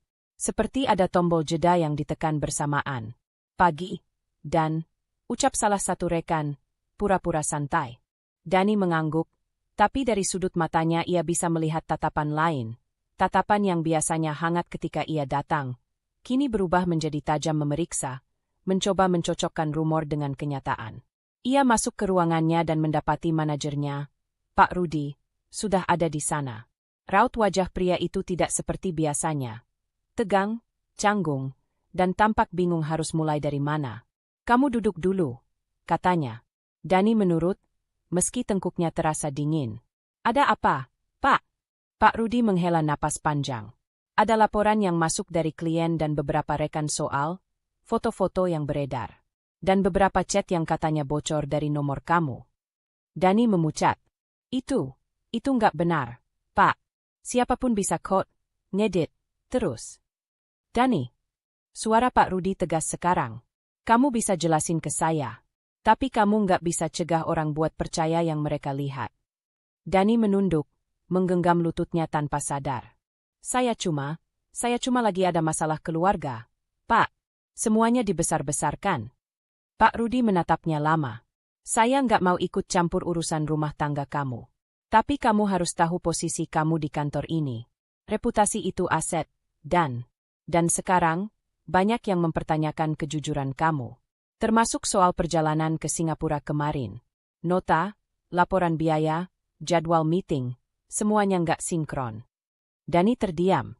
Ketidakjujuran yang ia pikir bisa dikendalikan kini berbalik menamparnya di depan orang yang paling ia hormati. Saya minta kamu istirahat dulu beberapa hari. Lanjut Pak Rudi. Kantor lagi panas. Situasi kayak gini, kamu nggak bisa fokus juga. Dani ingin membantah, tapi suaranya tertahan. Ia hanya mengangguk, pasrah. Ketika ia keluar dari ruangan, beberapa pasang mata kembali mengikuti langkahnya. Ada yang langsung mengalihkan pandangan, ada yang justru menatap tanpa malu-malu. Dani merasakan tubuhnya ringan, seperti kehilangan pijakan. Semuanya terasa berputar. Sella menerima panggilan ketika sedang melipat pakaian. Nama sepupunya, Intan. Sel, kamu udah lihat? Sudah, jawab Sella singkat. Kamu nggak apa-apa? Mau aku ke sana? Atau mau cerita? Ini udah ramai banget. Loh. Sella tersenyum kecil meski Intan tidak bisa melihatnya. Aku baik-baik saja.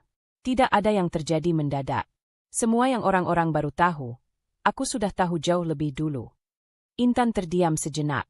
Ya Tuhan, kamu kuat banget sih. Kekuatan itu bukan pilihan, ujar Sella. Kadang kita cuma punya satu jalan. Setelah telepon ditutup, Sella kembali menata lipatan pakaian. Gerakannya stabil, teratur, seperti ia sedang mengembalikan ritme hidupnya sendiri. Berbeda dari seminggu lalu ketika rumah ini penuh dengan sisa-sisa kesedihan.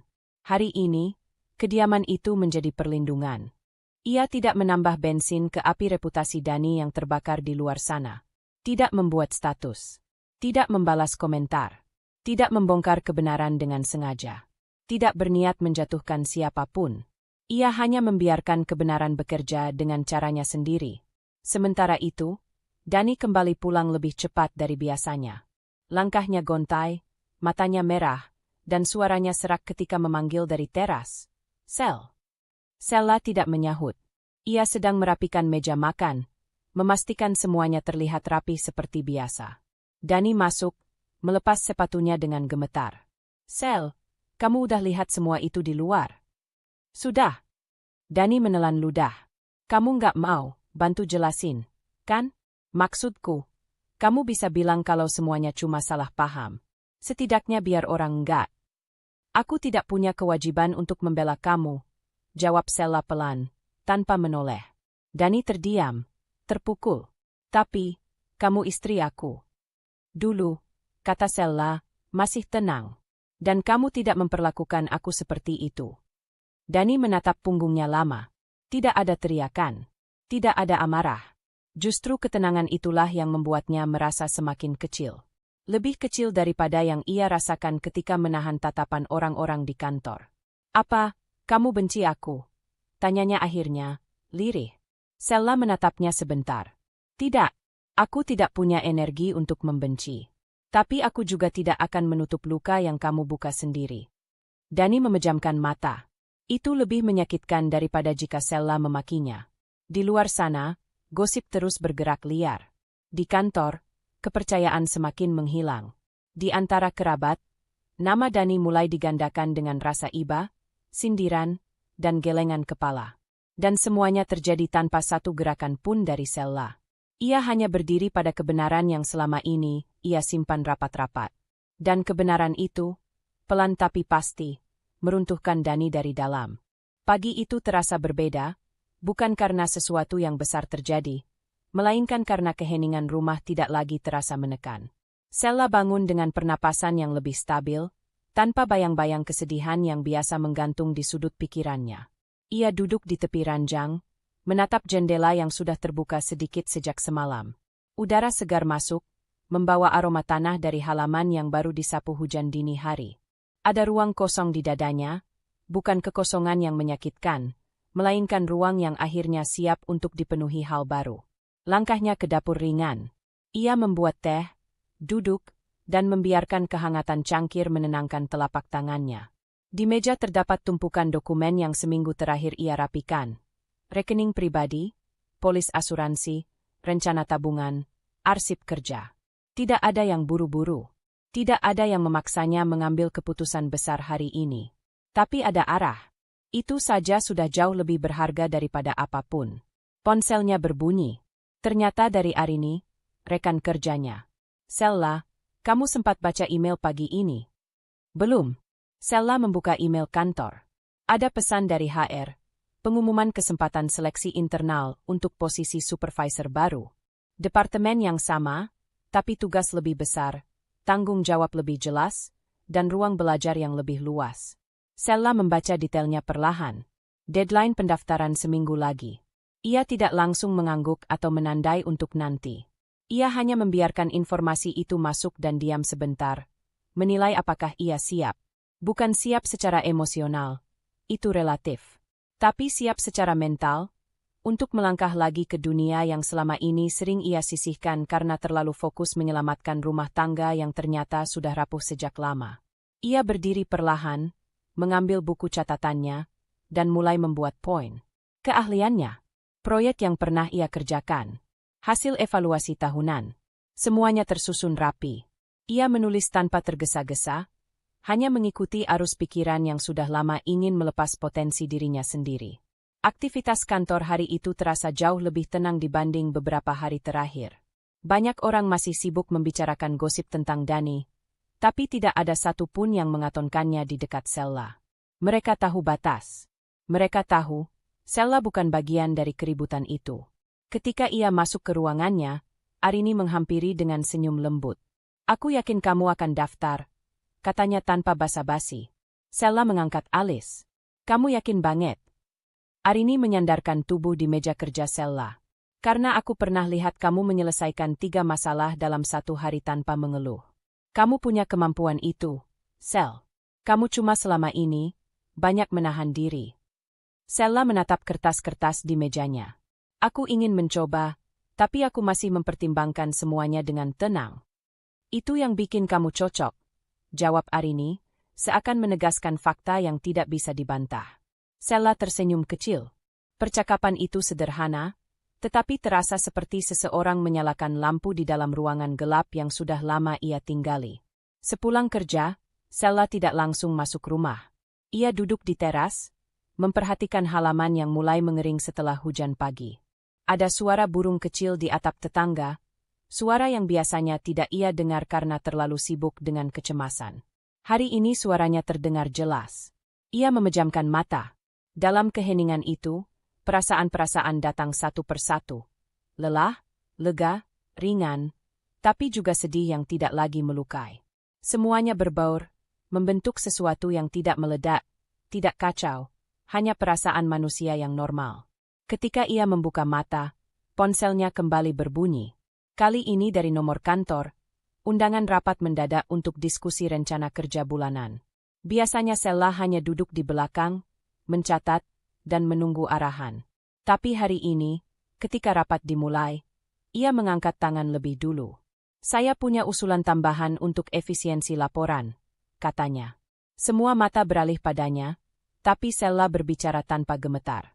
Ia menjelaskan dengan runut, lengkap dengan alasan dan data singkat yang ia siapkan sejak minggu lalu.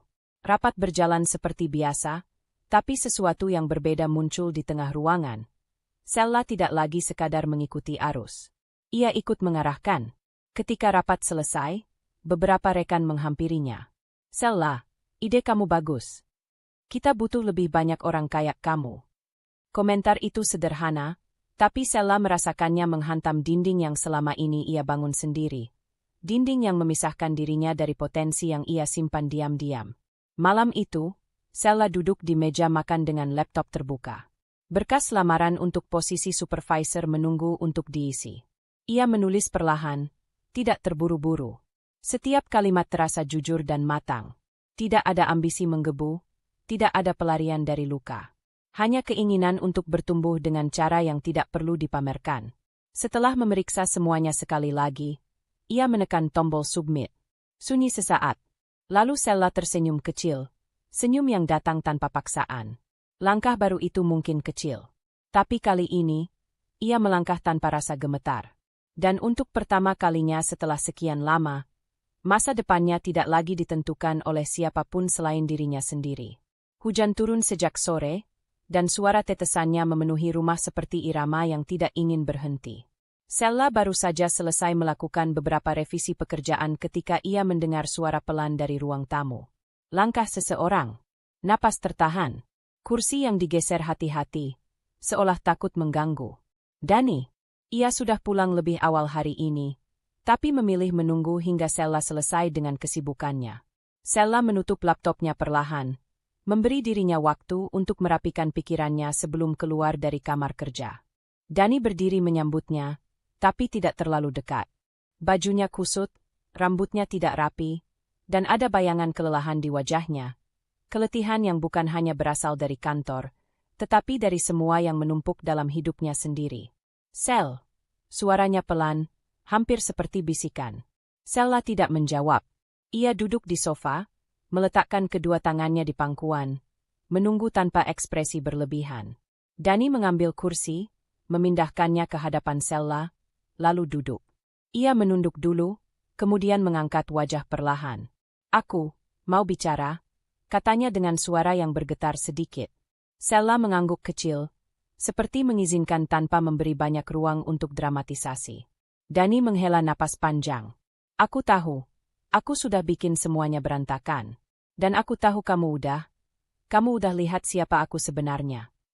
Ia menatap tangannya sendiri seolah mencari kata-kata di sana. Aku bukan suami yang baik. Aku bohong. Aku hilang kendali. Tapi aku mau berubah. Sel, aku benar-benar mau. Sella menatapnya tanpa antipati, tapi tanpa empati pula. Suaranya tenang ketika ia bertanya, berubah dari apa, Dan? Pertanyaan itu membuat Dani terdiam. Dari kebiasaan bohong, lanjut Sella. Dari cara kamu menghindar setiap kali tersudut, dari pilihan-pilihan kecil yang kamu buat selama ini, yang akhirnya mengantarkan kamu ke titik sekarang. Dani mengangguk cepat. Iya. Aku sadar semuanya. Aku sadar aku egois. Ia menelan ludah. Dan, aku minta kesempatan. Sekali aja. Buat buktiin kalau aku bisa. Sella merasakan sesuatu bergerak dalam dadanya. Bukan iba, tapi semacam penilaian terhadap kenyataan yang ada di depan mata. Ia mengingat semua malam tanpa suara, semua keraguan yang ia tahan selama bertahun-tahun, semua firasat yang ia abaikan demi menjaga rumah tangga yang kini retak tanpa bentuk. Kesempatan seperti apa yang kamu minta? Tanya Sella. Dani kembali menghela napas panjang, kali ini lebih berat. Kesempatan buat memperbaiki semuanya. Pernikahan kita. Hidup kita. Aku mau balik jadi suami yang seharusnya. Sella menatapnya lama. Hening membentang seperti jarak yang tak terjembatani. Dan apa yang membuatmu yakin kamu siap memperbaiki semuanya? Tanya Sella pelan. Aku udah nyadar. Aku kehilangan banyak hal, Sel. Di kantor orang udah nggak percaya sama aku. Di keluarga, aku malu. Semua orang ngomongin aku. Dan yang paling aku takutin adalah kehilangan kamu. Suaranya pecah sedikit. Aku benar-benar takut kehilangan kamu. Sella menyandarkan punggung ke sofa, tetap tenang. Dan rasa takut itu baru muncul setelah semuanya terbongkar. Dani menatapnya, terpaku. Sella tidak bermaksud menyakitinya, tapi kalimat itu seperti menepuk wajahnya dengan realitas pahit. Sella, aku mohon. Aku tahu aku salah, tapi aku masih sayang kamu. Tatapannya kacau, rawan. Aku mohon, jangan tinggalkan aku. Sella memejamkan mata sejenak, lalu membukanya kembali dengan tatapan yang lebih jernih. Kalau kamu bilang sayang, mengapa kamu membuat keputusan-keputusan yang menyakiti? Karena aku bodoh, jawab Dani cepat.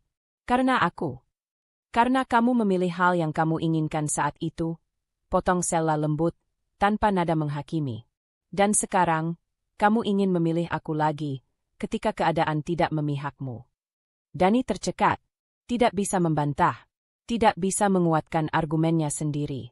Sella melanjutkan dengan suara rendah dan stabil. Aku tidak bilang aku membencimu, tapi aku melihat ketidakjujuranmu bahkan sekarang. Dani menegang. Ketidakjujuran apa? Aku udah cerita semuanya. Belum. Sella menatap mata Dani tajam namun tetap tenang. Ada bagian dari dirimu yang masih mencoba menyelamatkan citra. Kamu tidak datang padaku untuk memperbaiki hubungan. Kamu datang karena semua pintu lain tertutup. Dani menggigit bibirnya, wajahnya memucat. Ia membuka mulut, tapi tidak ada kata yang berhasil keluar. Sella melanjutkan dengan nada yang sangat lembut, hampir seperti berbicara pada dirinya sendiri. Aku mendengarmu. Tapi aku tidak bisa memberikan apa yang kamu minta. Jadi, suara Dani pecah, kamu beneran ninggalin aku. Sella tidak langsung menjawab. Ia meletakkan tangannya di atas meja, menggenggam satu sama lain dengan tenang. Aku tidak pergi, dan, katanya, aku hanya berhenti mengejar sesuatu yang tidak bisa aku perbaiki sendiri. Dani menunduk begitu dalam, bahunya bergetar ringan. Ia berusaha menahan tangis, tetapi suaranya tidak bisa stabil lagi. Tolong, Sel, tolong. Sella berdiri perlahan. Langkahnya tidak gontai, tidak ragu. Ia berdiri sebagai seseorang yang menemukan pijakan baru. Aku akan memberi waktu, katanya. Tapi bukan kesempatan seperti yang kamu bayangkan. Dani mengangkat wajah dengan cepat, berharap. Sella menggeleng pelan. Waktu untuk kamu menghadapi dirimu sendiri. Tanpa aku menanggung bebannya. Hujan di luar semakin deras. Sella berjalan ke kamar, meninggalkan Dani yang duduk dengan kepala tertunduk, memeluk dirinya sendiri dalam keheningan yang tak mampu ia lawan. Dan di dalam hati Sella, sebuah keputusan sudah dibuat. Bukan keputusan yang terburu-buru. Bukan untuk melarikan diri. Tapi untuk akhirnya menjaga dirinya sendiri. Pagi itu rumah terasa berbeda. Udara yang biasanya berat kini mengalir lebih ringan. Seolah dinding-dindingnya ikut melepaskan sesuatu yang selama ini menekan. Sella menatap meja kerjanya. Tertata, rapi, tidak ada lagi tumpukan kertas yang ia biarkan mangkrak ketika hidupnya masih kacau. Kini semuanya tersusun dengan logis, seperti pikirannya sendiri. Ia sudah bangkit sebelum matahari muncul, menyelesaikan beberapa laporan, membuat rencana kerja mingguan, dan menandai agenda penting yang selama ini tertunda. Tidak ada yang khusus hari ini, namun semuanya terasa seperti awal baru yang tidak perlu diumumkan. Ia hanya sudah sampai pada titik itu. Teleponnya bergetar pelan di meja. Nama yang muncul bukan kejutan, Dani. Belakangan ia beberapa kali mencoba menghubungi. Nada pesannya selalu sama, meminta waktu, kesempatan, dan ruang yang dulu ia abaikan. Sela mengangkat telepon itu dengan tenang. Tidak ada lagi gemuruh di dadanya, hanya kesadaran bahwa ini mungkin percakapan terakhir yang benar-benar berarti. Sel, suara Dani terdengar serak di seberang, penuh kelelahan dan sisa-sisa rasa malu yang ia coba tekan. Aku cuma ingin bicara sebentar. Sela menatap jendela. Matahari mulai naik, menyinari lantai kayu yang selama ini terasa dingin. Bicara sajalah. Dani menarik napas panjang, seperti seseorang yang mengumpulkan keberanian untuk mengatakan sesuatu yang sudah terlambat berminggu-minggu. Aku tahu semua ini salahku. Aku tahu aku sudah hancur, reputasi aku gitu, bukan cuma soal uang, atau tentang Jessica, tapi tentang semuanya. Aku cuma mau bilang aku nyesel. Sel.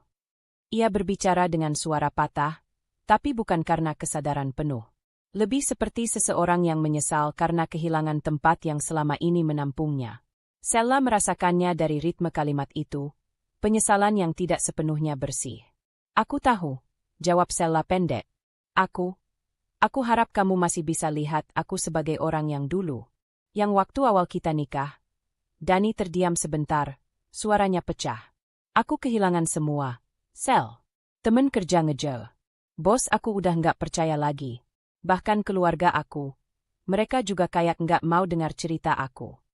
Suara itu terdengar kosong, bukan karena tidak jujur, melainkan karena Dani masih berada di tengah-tengah upaya memahami apa yang ia lakukan. Ia menyesal, tapi belum benar-benar mengerti akibatnya. Justru karena itu, Sela berkata perlahan, kamu harus berdiri sendiri, bukan minta ditarik lagi ke tempat yang sudah kamu rusak. Dani terdiam lama. Di seberang sana, Sela bisa merasakan ia menutup wajahnya, mungkin mengusap matanya atau menahan frustrasi. Kamu udah nggak mau sama sekali, ya? Sela tidak ingin memberi harapan yang menggantung. Dani, kamu masih orang yang bisa berubah. Tapi kamu harus berubah untuk dirimu, bukan supaya aku kembali. Dani menelan napas. Aku cuma nggak mau kamu lihat aku kayak gini, Sel. Aku malu. Aku juga malu dulu, jawab Sela, suaranya tetap lembut tetapi tegas. Tapi aku memilih berdiri. Kamu juga bisa. Hanya saja, ia berhenti sejenak, memastikan kalimatnya tepat. Aku tidak bisa lagi ikut dalam prosesmu. Kalimat itu jatuh pelan, namun berat. Dani tidak membantah. Mungkin karena ia tahu tidak ada lagi ruang untuk negosiasi. Jessica sudah lama menghilang tanpa jejak. Nama yang kini hanya muncul seperti bayangan yang memudar jauh di belakang. Tidak ada yang ia tinggalkan selain kekacauan dan kebohongan yang akhirnya membongkar siapa dirinya sebenarnya. Dani menarik napas dan kali ini terdengar lebih pasrah. Baik, kalau itu keputusan kamu. Bukan keputusan yang muncul dari amarah, Sela menambahkan. Ini keputusan hidup. Hening jatuh lagi. Namun bukan hening yang menyakitkan. Lebih seperti jeda yang mengakhiri suatu bab panjang yang penuh luka. Terima kasih, Sel. Dani akhirnya berkata, untuk semuanya, bahkan untuk keputusan ini. Sela menutup telepon itu dengan perasaan ringan. Tidak ada getaran sedih, tidak ada gemuruh kecewa. Hanya ketenangan. Bahkan ketika ia meletakkannya kembali di meja, ia sadar satu hal. Ini bukan kemenangan atas Dani atau Jessica. Ini kemenangan atas dirinya sendiri. Ia berjalan ke ruang tengah, menyalakan lampu, membuka tirai, dan membiarkan cahaya pagi memenuhi rumah. Ruangan itu seperti wajah baru, bukan karena berbeda secara fisik, tapi karena ia kini melihatnya dengan cara yang berbeda. Rumah ini bukan lagi saksi luka, melainkan tempat ia kembali menemukan dirinya. Sela menyalakan laptop, melanjutkan pekerjaannya. Ia mengetik dengan ritme stabil. Setiap huruf terasa seperti langkah menuju masa depan yang ia rakit tanpa tergesa-gesa. Tidak ada euforia berlebihan. Tidak ada deklarasi besar. Hanya ketegasan yang matang. Di luar, suara motor dan langkah orang mulai terdengar. Kota berjalan seperti biasa, dan Sella pun demikian. Namun ada garis baru dalam hidupnya, halus tapi kuat. Kesadaran bahwa harga diri bukan sesuatu yang diberikan orang lain, melainkan dilindungi oleh diri sendiri. Dan pagi itu, dengan segala kesederhanaannya, Sella tahu ia sudah pulih jauh sebelum Dani menelepon. Telepon itu hanya penanda, bukan penyebab. Ia menutup dokumen kerjanya, menarik napas dalam-dalam, dan tersenyum kecil. Senyum yang tidak perlu ditujukan pada siapapun, karena akhirnya, senyum itu miliknya. Kadang hidup membawa kita ke tempat yang tidak kita duga, dihianati, dikecewakan, bahkan ditinggalkan. Tapi satu hal yang selalu bisa kita pilih adalah bagaimana kita bangkit. Ingat, harga diri tidak ditentukan oleh siapa yang pergi, melainkan oleh keberanian kita untuk tetap berdiri ketika segalanya runtuh. Terima kasih sudah mengikuti kisah ini sampai akhir. Semoga kalian menemukan kekuatan dalam perjalanan masing-masing. Sampai jumpa di cerita berikutnya. Tetap kuat, tetap berharga, dan jaga hatimu selalu. Berikut Hope pembuka 1 kalimat, 3 baris, kuat, emosional, dan langsung menggigit. Saat suamiku pamit berobat ke Singapura demi kesembuhannya, aku tak pernah menduga bahwa yang sakit sebenarnya bukan tubuhnya, melainkan kesetiaannya yang diam-diam ia kubur di negeri orang.